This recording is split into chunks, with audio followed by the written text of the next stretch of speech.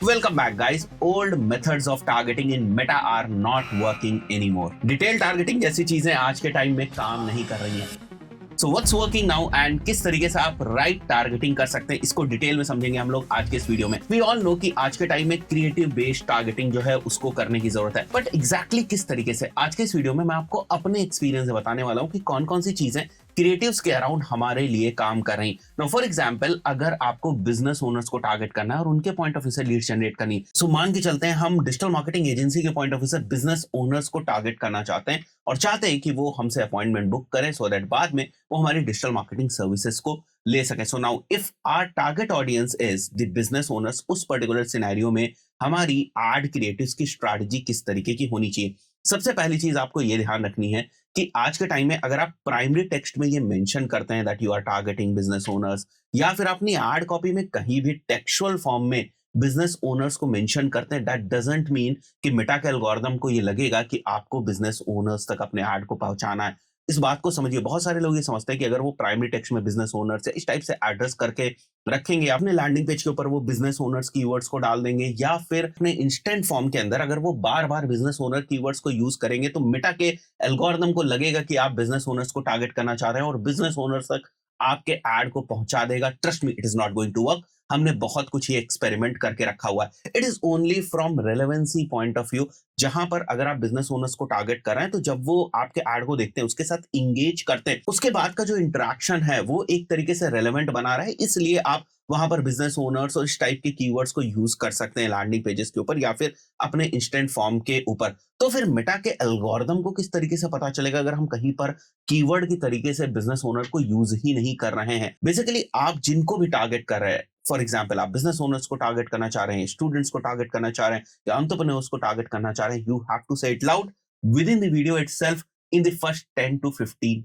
Seconds. देखिए, अगर आपको अभी तक ये लग रहा है कि मेटा का सिस्टम वीडियोस को नहीं समझ सकता, केवल वो टेक्स्ट को समझ सकता है, it's not like that. So for example, अगर आप अपने एड्स में स्टैटिक एड्स को भी यूज कर रहे हैं और वहां पर भी आप अपने एड्स में कहीं पर भी स्टैटिक एड के ऊपर भी, इमेज के ऊपर भी अगर आप बिजनेस ओनर कीवर्ड को मेंशन करते हैं, वो काम करता है. बट अगर आप प्राइमरी टेक्स्ट वगैरह में इधर उधर कहीं बिजनेस ओनर कीवर्ड को मेंशन करके आप ये सोच रहे हैं कि मेटा का सिस्टम उसको राइट पर्सन तक पहुंचा देगा, it is not going to happen that way. जो मैंने आपको तरीका बताया कि वीडियो के अंदर अगर आप शुरुआत के ही कुछ टाइम में बिजनेस ओनर शब्द को यूज करते हैं और जिसको भी आप टारगेट करें उसको लाउडली वहां पर बोलते हैं, आप उसको ही एड्रेस करके अपनी एड कॉपी बनाने की कोशिश करते हैं. सो मेटा अंडरस्टैंड्स कि उस एड कॉपी के अंदर क्या है. ऑल्सो मेटा अंडरस्टैंड्स कि फनल की किस स्टेज के लिए जो एड कॉपी है वो है और उस स्टेज पे कौन सी डिफरेंट डिफरेंट ऑडियंसेस प्रेजेंट है और किसको वो एड जो है वो दिखाने की जरूरत है. So your only objective is to make Meta understand कि आपने अपना ऐड किन लोगों के लिए बनाया है. Rest everything Meta will take care of. So this is the first thing जो आपको करनी है टारगेटिंग के पॉइंट ऑफ व्यू से. बहुत ज्यादा आपको जो डिटेल टारगेटिंग के ऑप्शंस वगैरह मिलते हैं उसमें खोने की जरूरत नहीं है. Now from video strategy point of view एक और बहुत इंपॉर्टेंट चीज है, you have to target full funnel from the video itself. अभी देखो, पहले क्या करते थे आप टॉप ऑफ द फनल के लिए डिफरेंट कैंपस बनाते थे, मिडिल ऑफ द फनल के लिए डिफरेंट कैंपस बनाते थे, बॉटम ऑफ द फनल के लिए डिफरेंट कैंपस बनाते थे, क्योंकि आपके पास एड सेल लेवल पर टॉप ऑफ द फनल की ऑडियंस को सेलेक्ट करने का तरीका ही अलग होता था, मिडिल ऑफ द फनल की ऑडियंस को सेलेक्ट करने का तरीका ही अलग होता था. नाउ आज के टाइम में आपका एक single campaign top of the funnel को भी सर्व कर सकता है, मिडिल ऑफ द फनल को भी सर्व कर सकता है और साथ ही साथ आपकी बॉटम ऑफ द फनल को भी सर्व कर सकता है. तो बेसिकली जब कैंपेन ही एक है और ऑडियंस के बेसिस पर किसी तरीके से हम top of the funnel, middle of the funnel और बॉटम ऑफ द फनल को सेग्रीगेट नहीं कर पा रहे हैं, तो बचा आपके पास एक ही option, that is basically creative. तो फॉर एग्जांपल, अगर मेरे को बिजनेस ओनर्स को टारगेट करना है और मुझे उनको अपनी डिजिटल मार्केटिंग की सर्विसेज जो है वो प्रोवाइड करनी, और I want to target people who are basically looking for digital marketing services और परफॉर्मेंस मार्केटिंग सर्विसेज, तो उस पॉइंट ऑफ व्यू से उन बिजनेस ओनर्स में जो टॉप ऑफ द फनल के अंदर बिजनेस ओनर्स होंगे, उनको अवेयरनेस के बेसिस पे मुझे कैसे एड्रेस करना है, किस टाइप के वीडियोस के थ्रू एड्रेस करना है. Now this is something which we have to take care of. तो उसी तरीके से हम टॉप ऑफ द फनल के लिए विल क्रिएट डिफरेंट वीडियोस जिसमें हम एक अवेयरनेस वाली चीज जो है वो करेंगे. सेकंड, जो हमारा कंसिडरेशन वाला फेज होता है, उसके पॉइंट ऑफ व्यू से हम डिफरेंट डिफरेंट वीडियोस जो हैं उनको क्रिएट करेंगे जो हमारे कंसिडरेशन वाले फेज के लिए होंगे, and they all will go into the single campaign, because we all know that कि जो भी सेग्रीगेशन ऑफ द स्टेजेस होगा फनल का top of the funnel, middle of the funnel and bottom of the funnel, वो अब audience selection के basis पे नहीं हो रहा है बल्कि क्रिएटिव्स के बेसिस पे हो रहा है. So now you have to create multiple video ads from top of the funnel point of view also, middle of the funnel point of view also and from bottom of the funnel point of view also, because you never know which creative, which video will influence what kind of people. So you have to have multiple ad creatives for each and every stage of the funnel.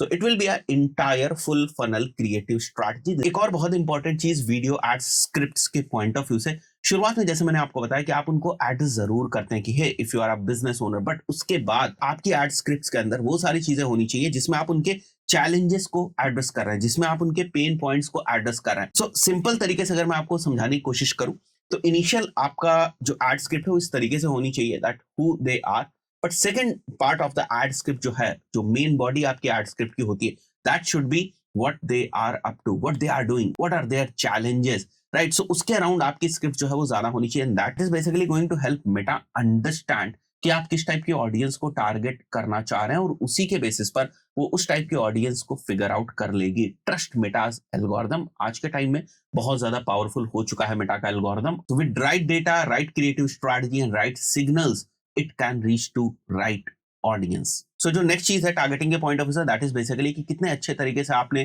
Trekking को setup किया है. So whatever the data is coming to you, are you sending that data back to Meta system और not.